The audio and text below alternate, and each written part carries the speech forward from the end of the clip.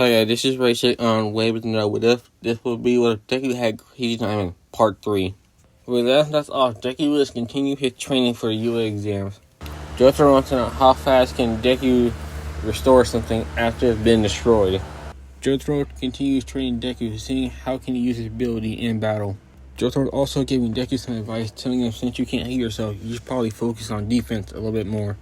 3 months before the UA exam, Jotaro has been training Deku how to control his rage, and also helping Jotaro with his work.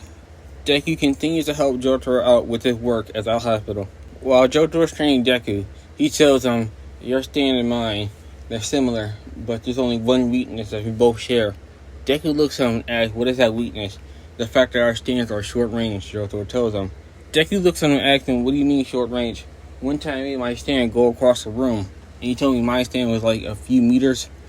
Jotaro tells him, yes, but when your stand gets farther away from you, your stand loses strength. Deku looks at Jotaro and tells him, well, that's good to know. Jotaro walks up to him and tells him, yeah, and he hands him these marbles. Deku looks at him and asks, what am I going to do with these? Jotaro hands Deku the marbles, tells him, well, since our stand is short range, we're going to practice with our long range attack. Deku tells him, so we're going to type you up marbles? Jotaro tells him, no, we're going to practice with these marbles and we're going to test them out with other stuff later. With a few months left of training, Deku befriended Kirishima and Mina. While he's training, Crazy Diamond has gotten stronger and a lot faster. When it's the day of the UA exam, Deku begins to rush out of the house because he thought he was going to be late. Deku begins to fix his hair since he's rushing outside the house. When he gets up to the building, he begins to fall, but before Uraraka can grab him, he uses his stand to lift himself up. Once Deku gets inside, he sits to a different seat, and everything goes as in canon, except for Ida telling Deku to quiet down. Once they get to the gate, Deku goes to the same gate as Kennen. Deku wants to get in front so he can get a running start, so he begins to walk up a little bit faster and leaps over them with his stand, leaping all the way to the front of the gate, next to Uraraka. Deku puts his hand on her shoulder and asks her, are you okay? Uraraka tells him no, this test is kind of scary since this defines if we become a hero or not. Deku tells her to calm down and take it piece by piece, that way it won't be so heavy. Uraraka thinks about it, and then she tells him thank you. When the Uraraka and Deku stop talking, the gates open. After that, Deku begins to sprint. When Uraraka sees him running, she begins to run, not knowing why. Before Ida can say anything, President Mike tells him, what are you doing? There is no countdowns in a real battle. Go. And after that, everybody else begins to run. Deku destroys a robot right in front of him, a one-pointer. After that, Uraraka wondering what is his quirk, but when she runs up to him, after Deku smashes the one-pointer looking for more, Uraraka catches up to him and asks him, wait a minute, how did you know the test is going to begin when the gates open? Deku tells her, I wasn't really sure. I just wanted to get a head start, but since we're going to be getting heroes, once we get a first opportunity to go into action, we might as well jump right to it. Uraraka says, I guess that makes sense. Deku says, look over there. There are some 3-pointers for you. Uraraka tells her, thanks. Hope you get in. Deku says, okay, you too. So after a few minutes of Deku racking up villain points by using some of his physical strength, his stand, and also a piece of a building to throw right at the robots, destroying them. And also saving some students along the way. After that, Deku takes a quick break and begins to rest a little bit, counting up how many points that he had for destroying the robots. Seeing that this is a good amount that he should probably just stay on until he feels the ground rumbling and kids are running away. He grabs one of the kids asking him what's happening, saying that there's a big robot coming. After that, the kid breaks free from Deku's grasp. Deku's wondering what does he mean by a big robot, and he begins to walk towards it. When he sees a giant 0-point robot, Deku says, oh, that's what he means by big. And he about to begin to run until he hears the girl screaming help. After Deku hears that, he runs towards the 0-point robot, seeing that brown-haired girl at the front that was nervous. He basically runs up towards her and asks, are you okay? She looks at him and tells him, no, I sprained my ankle. Deku begins to move the rubble and also use his stand to heal her, asking her, can you walk now? After Uraraka moves her leg, she says, yeah, I can move. Deku tells her, alright, let's go, and begins to run off. The 0-pointer after them.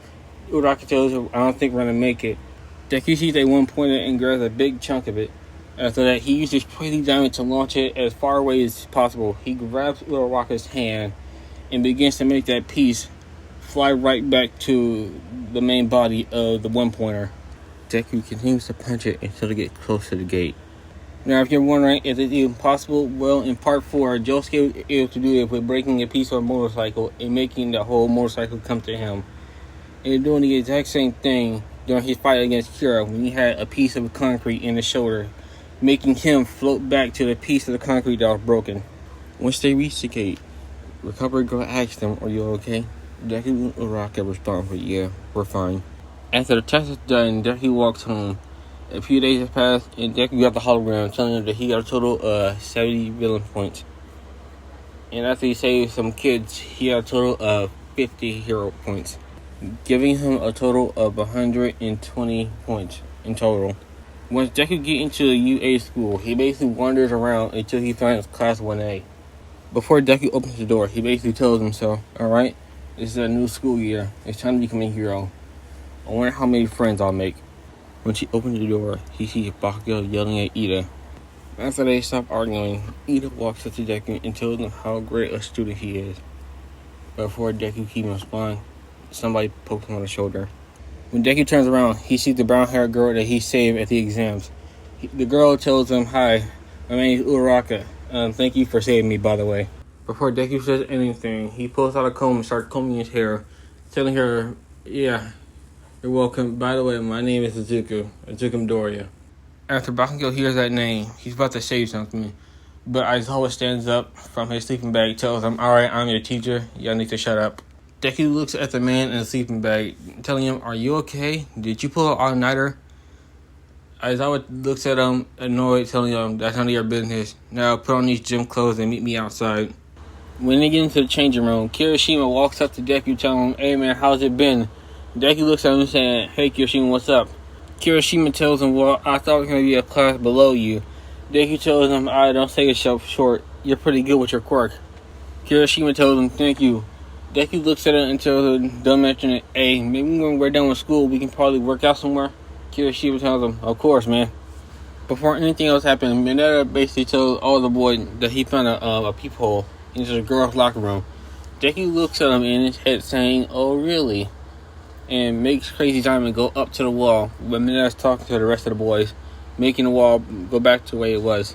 When Mineta's done talking, he looks right back at the wall, seeing the hole gone. Wondering where did it go, he's thinking that one of the girls probably covered it up.